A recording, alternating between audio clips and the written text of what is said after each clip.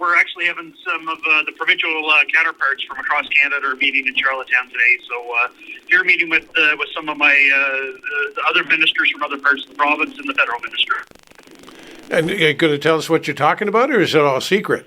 Well, I don't think it's a secret. It's anything to do with natural resources, and also the energy minister is also joining me here as well this week. And looking to have further conversations about how to move our respective provinces forward, and how to do it in conjunction in a Canadian way. Elbows up, I guess.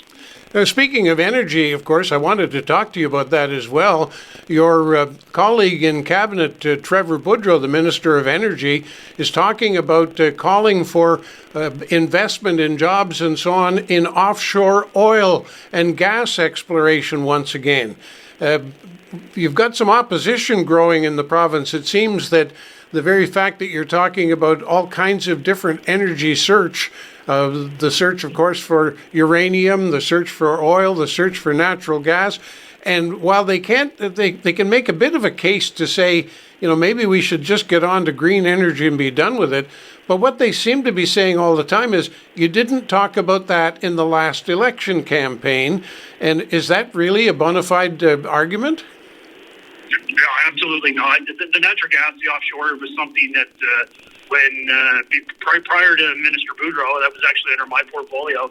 We've always looked at natural gas, and when you look at the majority of the jurisdictions around the world that are moving to net zero and moving to that renewable energy spectrum, natural gas is actually one of the pieces of puzzles to get there, to get away from crude oil for many aspects, to get away from home heating oil. It's one of the puzzles. It's one of the processes moving forward. When we look at Eastward Energy, who is our natural gas distribution company in Nova Scotia, when they're looking at doing renewable natural gas as well with green hydrogen, it's something that we certainly have to keep an eye on to ensure that things do still flow in our pipelines. And one of the cases that we can talk about, I mean, we heard last night that President Trump is putting on 50% tariffs on copper coming into the U.S.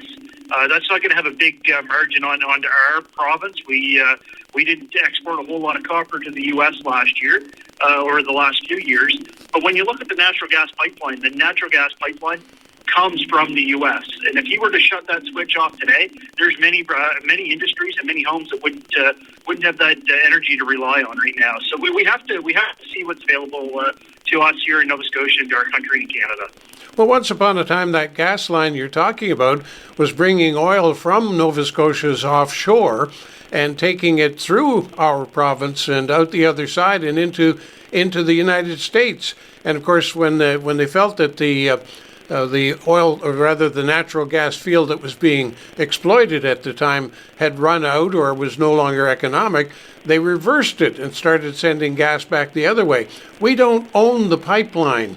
And is it up to us? We have the say in which direction and where the gas is flowing from and to? As of right now, without being a sort of a producer into that line, we really don't have any say, Bill. So this is an investigation to see if there's an appetite. We know a couple of years ago that there was a small appetite, but the downward turn on offshore, we've heard it from our counterparts in Newfoundland and other jurisdictions of the world. It was a 2020 downward spiral for many industries when COVID hit, and now that the resurrection of that has started to come back in many jurisdictions. And when we're looking at it, as I said, this is a pathway to a net zero future as well. So we need to make sure that we have the plan for net zero, the 2030, 2050 targets, but also we need a pathway to ensure that we're achieving those targets and goals and a pathway to get there sustainably. Yeah, well, your colleague, Minister Boudreau, once again is talking about known reserves of natural gas off Nova Scotia shore, so within our jurisdiction. Even quoted the figure 3.2 trillion, that's with a T, 3.2 trillion cubic feet of offshore natural gas. And that would seem like well worth going after with a fairly decent life expectancy. And yet the interest in drilling offshore has really died off. Is it because it's too expensive to get at that gas? Yep. That was part of it in one aspect, but like I said, we know in the last few years that its interest has boomed all over the world, and there's a huge deposit that we know of, and we do need to investigate that opportunity to see if it is an opportunity that it's not totally our reserve. It's shared with the federal government, and I know you're aware that these decisions are made at a bilateral agreement between the province and the federal government. So it would be the two ministers that would have to make these decisions.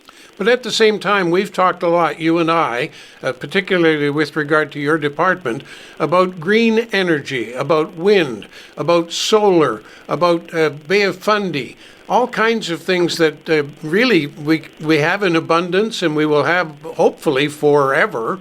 And yet we keep coming back to gas and oil, which has a fixed life expectancy, ever increasing cost to get at it and to get it to market. Why wouldn't we really consider going after the long-term green stuff and be done with the old-fashioned stuff? Yeah, it's not really my department anymore, Bill, but as we've discussed, these things, we still need a piece of the puzzle to fill in those gaps in the 2030 and 2050 targets.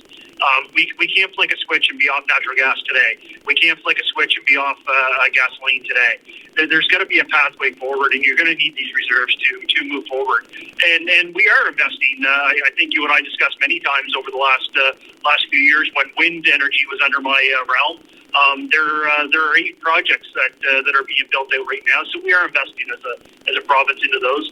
Many solar projects that have gone into production, and the ever popular Bay of Fundy conversation, and we're seeing a huge interest now, regaining of interest on the Bay of Fundy, capturing that and harnessing that tide that comes in and out twice a day. Now, having said that, something was in the news very, very recently about a very successful tidal energy capture in the North Sea, I believe, somewhere I think off Norway, where they've proven now for the last long while that they've been able to capture substantial electrical energy generation under the sea in the tides. Now, that's in the North Sea. You talk about Bay of Fundy, and our tides are greatly exaggerated by comparison, and that may be part of the problem. Our tides are so big, so powerful, it's hard to harness. But this was good news, reported as good news, as a real first for having been able to properly and effectively capture the tidal energy in the North Sea. Have you followed that at all? Yeah, a little bit, Bill. Some of these investors and developers are actually people that we're talking to as a province, people that I would have talked to in my previous role. So yeah, no, we're certainly following this. And as you say, this is a huge capture in time. This is not just for the North Sea, but this is a movement for tidal energy all around the world. And here I thought we were going to have very little to talk about today because, well, for example, the mayor of Oxford normally would be on today, but there's no council meeting in the summer.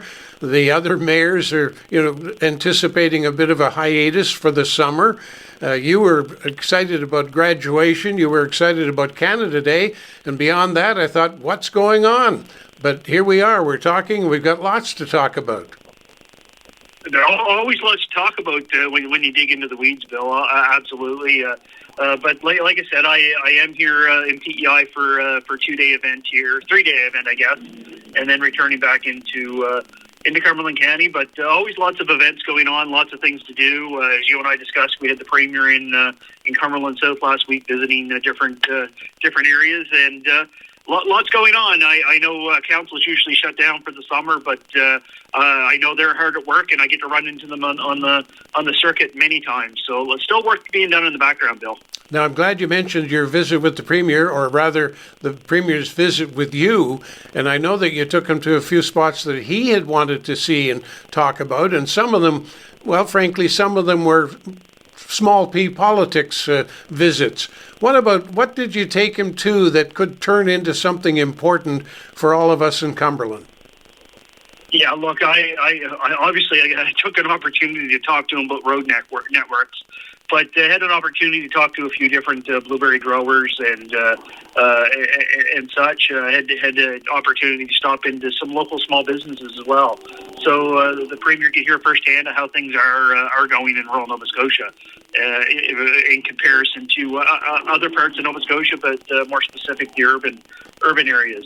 And had an opportunity to meet with a few elected officials at the municipal level. Look, it was a busy day. We obviously didn't get everywhere that I had planned, but we also had a chance to visit the new fire station in Spring Hill, but also look at where the new construction is going to happen, hopefully in a relatively short time, of the residents at the NSCC in Spring Hill, and a quick tour of the community centre that's being erected in Oxford.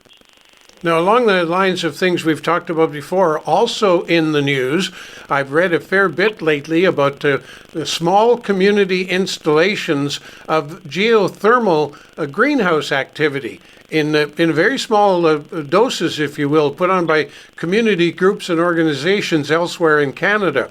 And we've talked a great deal about the geothermal potential for use of the heated water that exists in the former coal mines. And you've talked specifically about geothermal powering the greenhouse possibilities. It sounds to me like there's nothing more to study.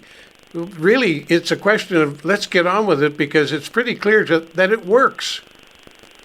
Yeah, no, I guess what I can do is say in a nutshell how when we formed the committee between the province, NSCC, and the municipality of Cumberland about 2.5 years ago, we're at the point now we know that it's not just a greenhouse that has opportunity here. There's many other things, but we did have an advantage took advantage to speak to the Premier as well about the energy, renewable energy that we do have here in Cumberland County, and it's not just the water or the flooded mines. There's a hotbed of potential geothermal that spreads out past the mines out through Cumberland South. So we took that opportunity, and what I can say is right now we know that the greenhouse concept will work. So we're having a conversation about where can we find that funding and have a proof of concept project where a stakeholder would be engaged, and the realm of possibility. Can we do local vegetables in the greenhouse to feed our school lunch program? Can we do local vegetables and food growth for security for different projects that are through Cumberland County? But a proof of concept that will open the door to say to agriculture and those greenhouse owners that hey, Spring Hill and Cumberland County has a great opportunity here to lessen your energy costs, and the door would be open for business. So right now, like I said, we're looking for that financial infusion to make this project move on to that concept. Well, I need to ask then about what kind of cost are you talking about that you need to get financial structure in order? Because when you talk about local vegetables and a greenhouse operation, it really doesn't sound a whole lot bigger than a kind of community garden arrangement, except for the fact that it would be under the roof of a greenhouse. And we can certainly do it. We can set these up on a localized on an individual homeowner basis quite effectively. Some of that seed money is to build and construct that greenhouse, to have the piping done with the geothermal, but also have the ability for NSCC to carry on their education that they do with geothermal, and also have it as an educational greenhouse. So there's a little bit more funding that would be needed than a typical greenhouse would be, because we want this to be an educational opportunity, not just for local courses, but all over the province.